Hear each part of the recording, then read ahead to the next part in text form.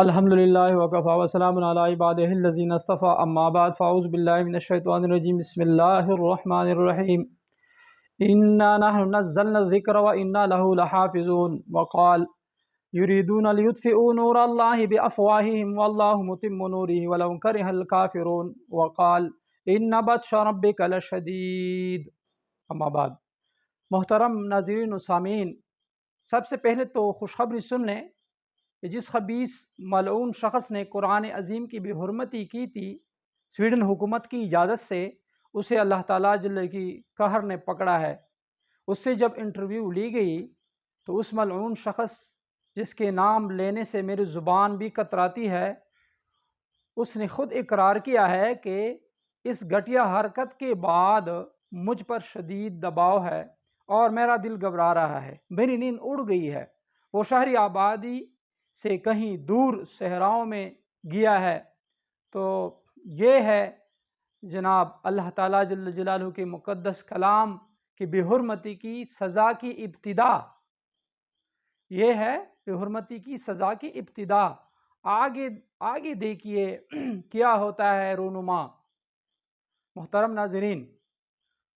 اصل میں آج کل شہرت کے حصول کی وبا پھیل گئی ہے، جس کو پانے کے لیے اہل دنیا مختلف جتن کرتے ہیں۔ کوئی اونچی اونچی پہاڑیوں کو سر کرتے ہوئے زندگی سے ہاتھ دھو بیٹھتے ہیں، تو کوئی جہاز سے کودتا ہے اور زمین پر پہنچتے ہی اوپر والے ذات کی طرف چلا جاتا ہے۔ کوئی گہرے سمندروں کو عبور کرتے ہوئے موجوں کی نظر ہو جاتے ہیں، تو کوئی شہرت کے بھوکے جنگلی درندوں سے تعلقات استوار کرتے ہیں اور اکثر خود کو موت کے منہ میں دھکیلتے ہیں۔ ان مذکور لوگوں کا یہ طریقہ حصول شہرت قابل افسوس ہے، لیکن بہت افسوس سے کہنا پڑ رہا ہے کہ بعض خبیث اور شیطانی سوچ کے حامل لوگ گھٹیا اور سستی شہرت حاصل کرنے کی آڑ میں دنیا کے مختلف مذاہب سے ریلیٹڈ مقدس ہستیوں اور شخصیات جیسے انبیاء علیہم الصلوۃ والتسلیمات، اولیاء کرام اور اوتار کی شان میں گستاخی کرتے ہیں، یا مقدس کتابوں کو جلا کر تعصب و عناد کو سکون دیتے ہیں اور گھٹیا اور قابل لعنت شہرت حاصل کرنے کی کوشش کرتے ہیں۔ تو یہ بدبخت کم ظرف اور متعصب لوگ سن لیں کہ کوئی دیکھتا ہے تجھے آسمان سے،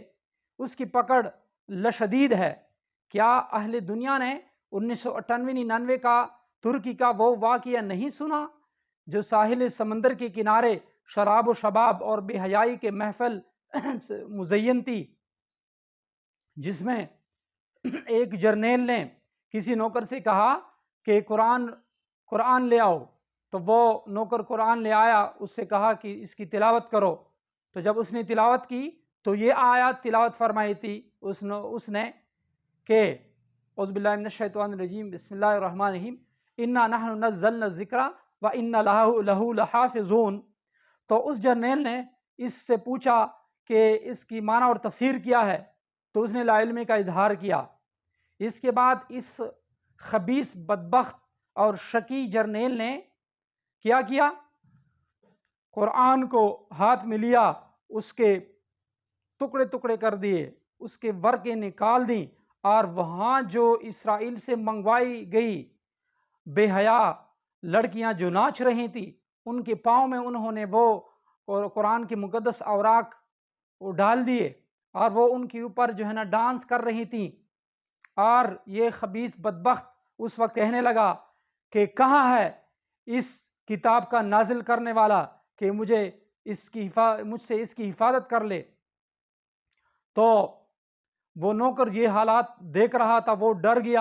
اور اس نے یہاں سے نکل جانے میں عافیت سمجھی، تو وہ فوراً باہر آ گیا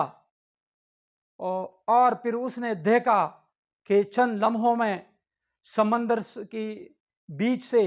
وہ خوفناک لہریں اٹھ گئیں کہ انہوں نے چند ہی لمحوں میں اس بڑے جہاز کو، جس میں وہ ڈانس وغیرہ کر رہے تھے، جن کی وہاں محفل جمی ہوئی تھی، ان کو ان موجوں نے بہت تیزی کے ساتھ نگل لیا۔ تو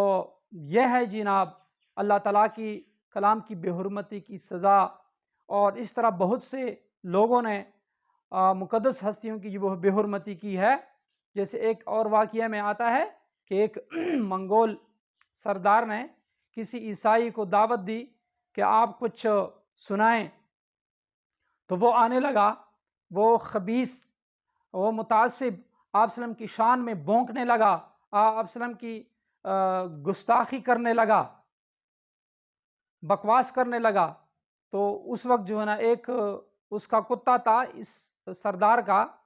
اس نے اس پر بونکنا شروع کیا۔ جب وہ خاموش ہو گیا تو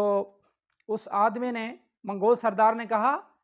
کہ آپ نے مسلمانوں کے پیغمبر کی شان میں بکواس شروع کیا، اس وجہ سے یہ کتا آپ پر بونکنے لگا۔ تو اس عیسائی نے کہا کہ نہیں، یہ تو ویسے بونک رہا ہے۔ تو پھر کچھ لمحے بعد وہ پھر سے شروع ہو گیا، وہ عیسائی متعصب آپ وسلم کی شان میں پھر بکواس کرنے لگا۔ تو پھر سے وہ کتا جو ہے اس نے اتنی زور لگائی کہ اس نے وہ اپنے رسی توڑ دی اور جھا کر اس عیسائی مبلغ کو اسی جگہ دبوچ لیا اور موت کے گھاٹ اتار دیا۔ تو میرے اس ویڈیو سے، اس پروگرام سے، اس چینل طلب صراط مستقیم سے یہ پیغام اہل دنیا کو دیا جا رہا ہے کہ خدا را ہوش کے ناخن لیں، کسی مقدس کتاب، کسی کے مذہب اور کسی مقدس ہستی کی کبھی بے حرمتی نہ کریں۔ آپ لوگ نے نہیں دیکھا، ابھی چند دن پہلے روس کے صدر پیوٹن کو جب قرآن تحفے میں پیش کیا گیا، دیکھو ان لوگوں کے بارے میں ہم نے یہ سنا ہے کہ یہ دہری لوگ ہیں جو کوئی مذہب وغیرہ نہیں رکھتے اور خدا کی ذات کو بھی نہیں مانتے اور کہتے ہیں کہ سب کچھ خود بخود ہو رہا ہے۔ اس کو جب قرآن مجید تحفے میں دیا گیا تو اس نے اس کو سینے سے لگایا اور یوں فرمایا کہ یہ مقدس کتاب ہے، مسلمانوں کے لیے قابل تعظیم ہے، تو ہمارے لیے بھی قابل تعظیم ہے۔ اللہ تعالیٰ جل جلالہ ہمیں صراط مستقیم پر چلنے کی توفیق نصیب فرمائے اور ہمیں ہر قسم کی بے حرمتی کی، وہ کسی مقدس ہستی میں کی شان میں ہو، خواہ کسی کتاب اور کسی مذہب کی شان میں ہو، اللہ ہماری حفاظت فرمائے۔ اللہم اہدنا الصراط المستقیم صراط الذین انعمت علیہم غیر المغضوب علیہم ولا الضالین آمین برحمتک یا ارحم الراحمین۔